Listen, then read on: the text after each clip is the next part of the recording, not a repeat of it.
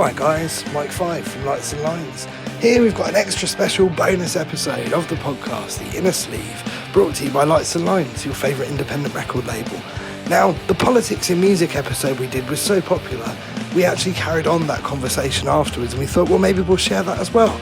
So we've edited together a special bonus which is all about the politics of cheese. I really hope you like it. Cheers, guys.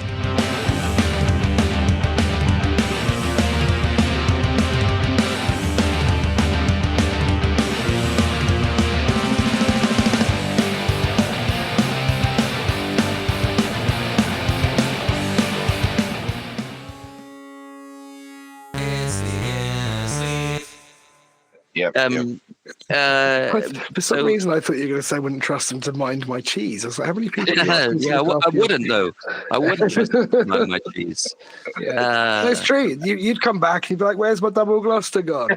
Absolutely. Where's my red double Gloucester is the worst one. If you have double Gloucester, don't be protecting that shit. It's fucking horrible. You get rid of that. You burn it. You fucking fire it off into space. There is no room in this world for fucking double Gloucester. Can I be honest with you? I just picked double Gloucester because it sounded funny. It's horrible. It's horrible. It's not a nice cheese. It's rubbery. There is no place in this world. And while we're on the subject, I don't even fucking consider mild cheddar to be a cheese at all. It's a slap in the face of people who like cheese. It's dried milk. Mild cheddar is dried milk. Yeah. Basically. Yeah. The fuck. Yeah, no, I'm with you. Well, okay, we'll have to do an episode on favourite cheeses. That's got to be a thing. Definitely. I read I was talking to my wife about this earlier this week. There was an article down here that the Plymouth Herald put out, and I think it was a national headline, but it said each time you eat cheese, it takes 1 minute off your life. And I was like, who the fuck has come up with this shit? I mean, if that was true, I would be dead by now. I've eaten a lot of cheese, you know? Yeah, I've eaten 80 years worth of cheese. Maybe you're going to live to like 140 or something. You don't know. Right? Maybe I was going to. Yeah, exactly. Yeah.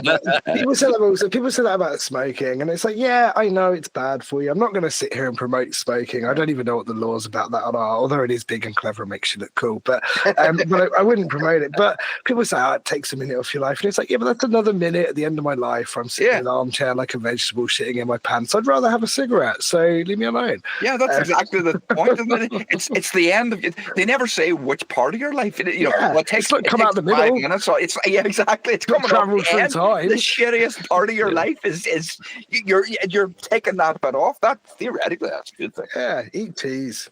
And, and maybe put these two things together. Yes, smoked cheese. That's exactly what I was going to say. Smoked cheese. Oh, I think it's smoked cheese. I thought we were getting really political there. Yeah, smoked cheese. Smoked cheese is the way forward. Right, that's the conclusion of that then. Everyone, go eat smoked cheese and write songs about it. Yeah. Take that, politics.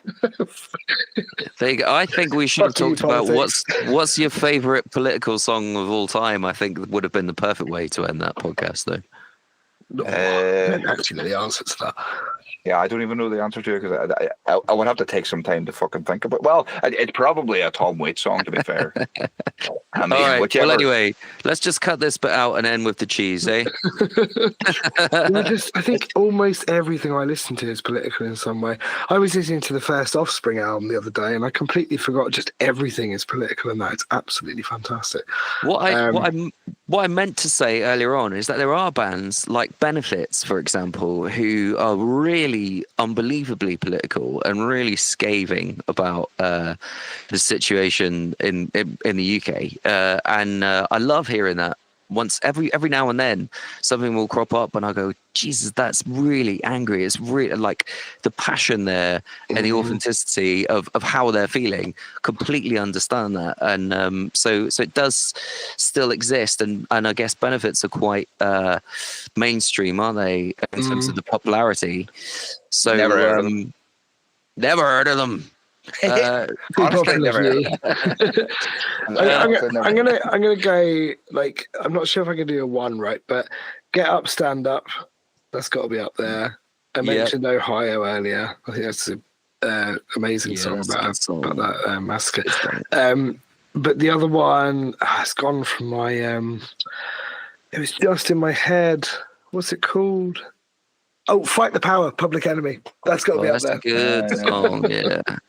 So maybe that's the top three. But that top three will change tomorrow, so I'm not sure I can answer that question. Yeah, I really like Hurricane by Dylan. Oh, God, that's Song. so good. That's such a good song. Such a good song. And you That know, album Desire is fucking fantastic. Amazing. The violin on that is just fucking incredible. yeah, that was what's her name? Scarlett.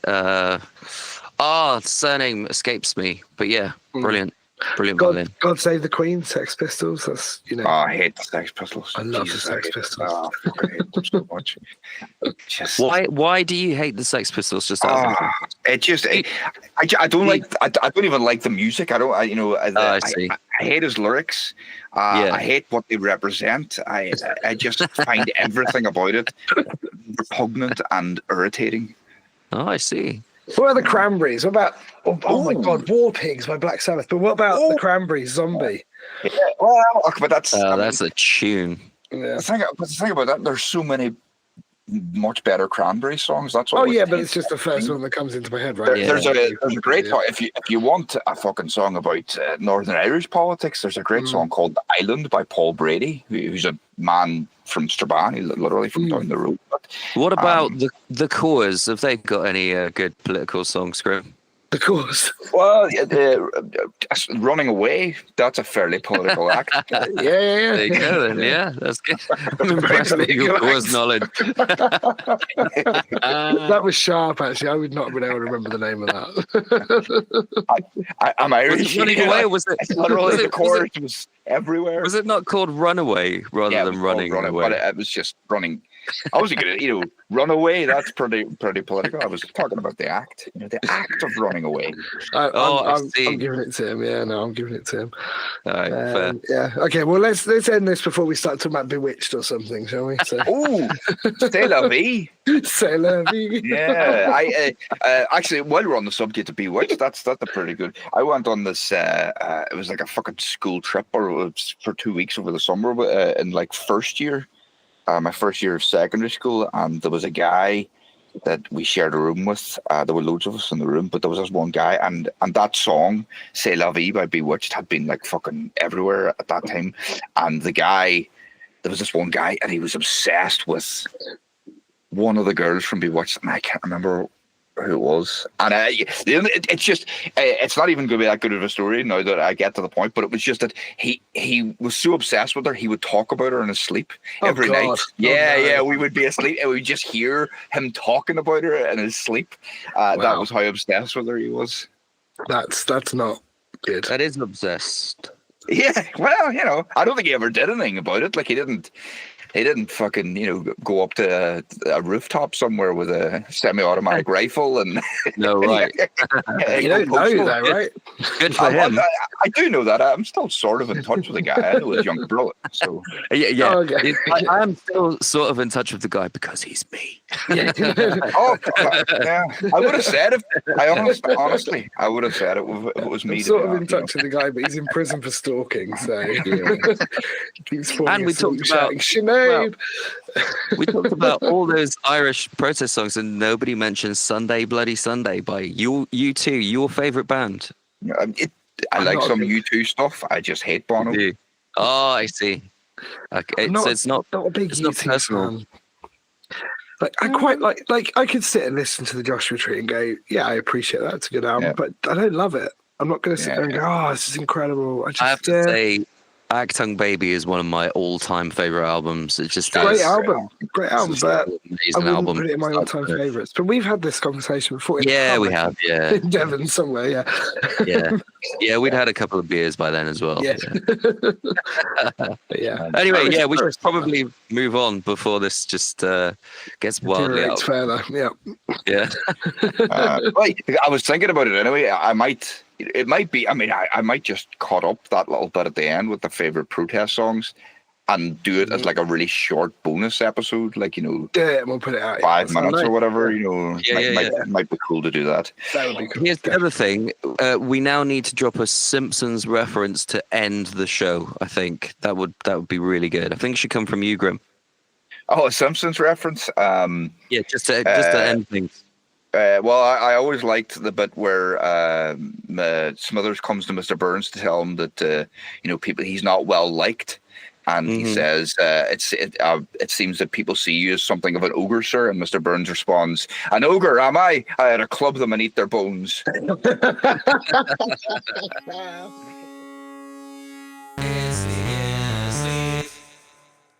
Thanks for listening to the Inner Sleeve podcast. If you like what you hear, please do subscribe and check out headlightsandwhitelines.com to find out more about Lights and Lines, your favourite independent record label. Cheers, guys.